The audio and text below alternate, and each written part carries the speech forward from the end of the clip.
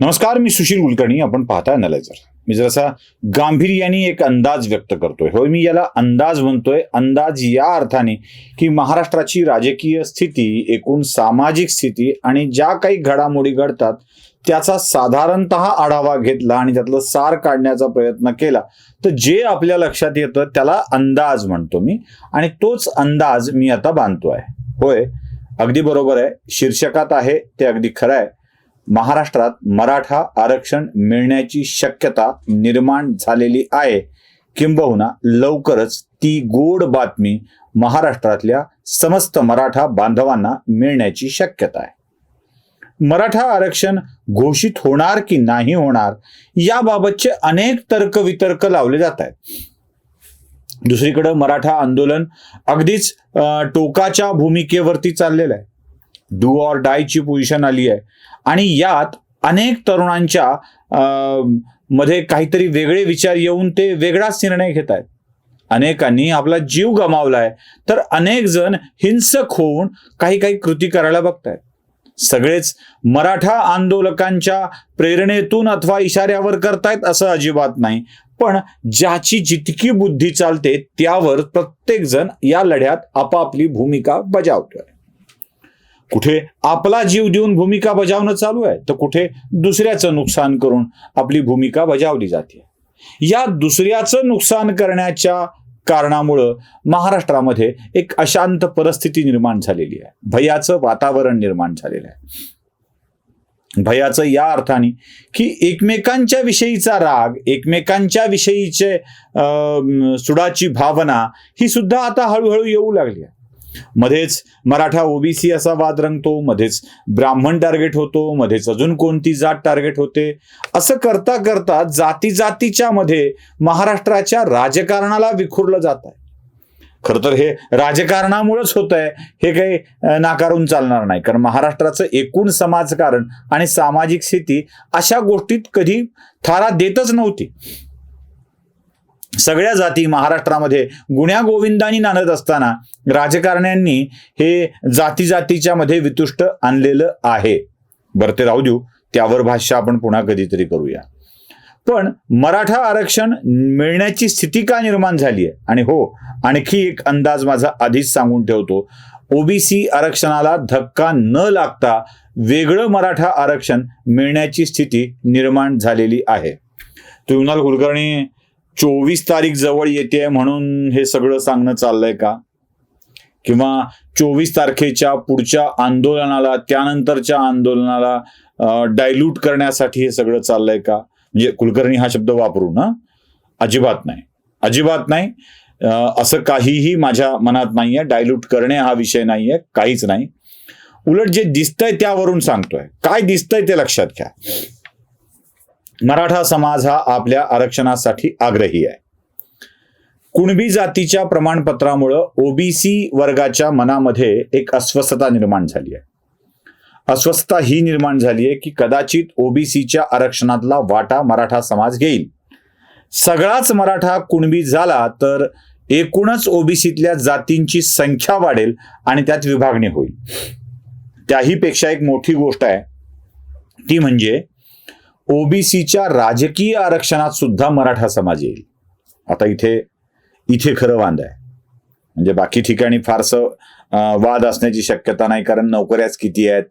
एज्युकेशनमध्ये मेडिकल आणि IIT IIMच्या जागा सोडल्या तर बाकी सगळ्या जागा रिक्तच राहत आहेत.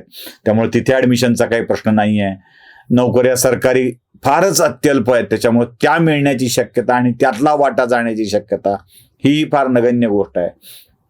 पण ओबीसीचं राजकीय आरक्षण मराठा समाजाला मिळू लागलं तर आपल्या राजकीय एकूणच वरती, करिअरवरती इफेक्ट होईल याची जाणीव ओबीसीला होते.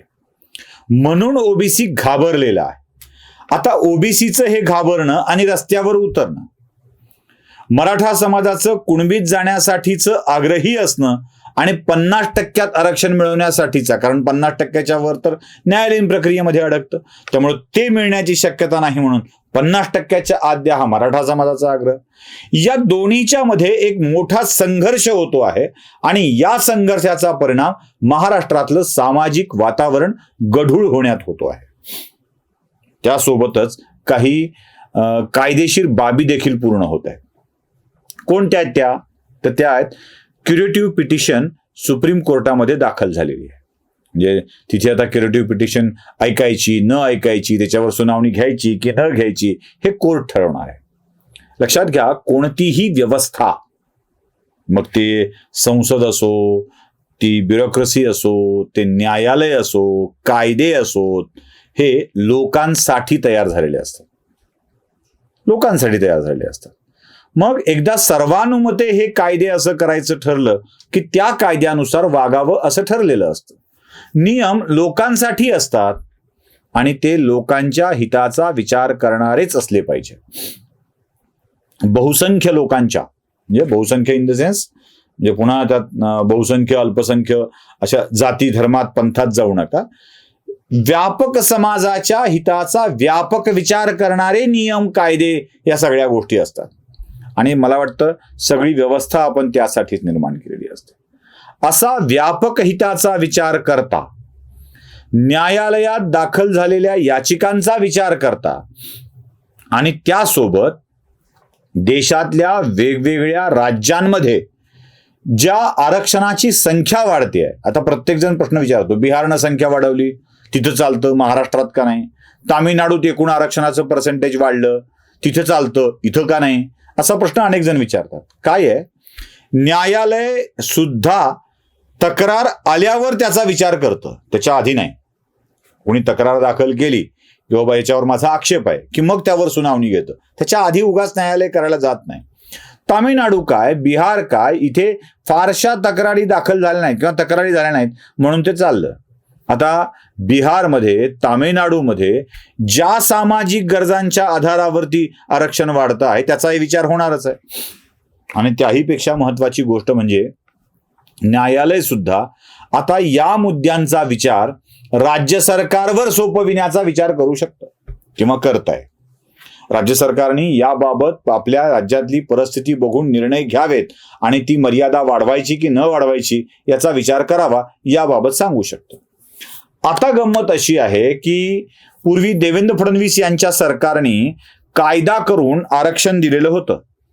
मग पुढे 16% आरक्षण दिलं, 32% संख्या गृहीत धरून. पुढे हायकोर्टाने या आरक्षणाची एकूणच पर्सेंटेज कमी करून टाकलं, 4%, 3% काहीतरी कमी केलं, 12-13% ते आणून ठेवलं. आणि मग सुप्रीम कोर्टात हे आरक्षण टिकलं नाही. दरम्यानच्या काळामध्ये बऱ्याच घडामोडी घडलेल्या आहेत. म्हणजे महाराष्ट्रामध्ये आताच्या सरकारने कुणबी प्रमाणपत्राचं वाटप करायला सुरुवात केली आहे. कुणबी मराठा, मराठा कुणबी आणि कुणबी या सगळ्या जातींच्या मध्ये, म्हणजे यांना मराठा असं गृहीत धरलं तर या बाजूला काढल्या, म्हणजे ज्या ओबीसीत आहेत त्याला बाजूला काढलं तर मराठा समाजाची संख्या किती येते?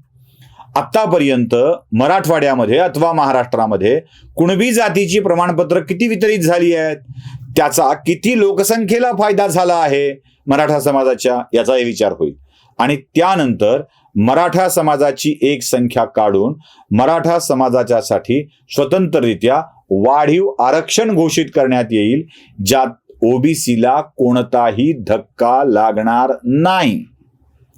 त्यामुळे लवकरच महाराष्ट्रातल्या मराठा समाजासाठी ही गुड न्यूज मिळण्याची शक्यता निर्माण झाली आहे.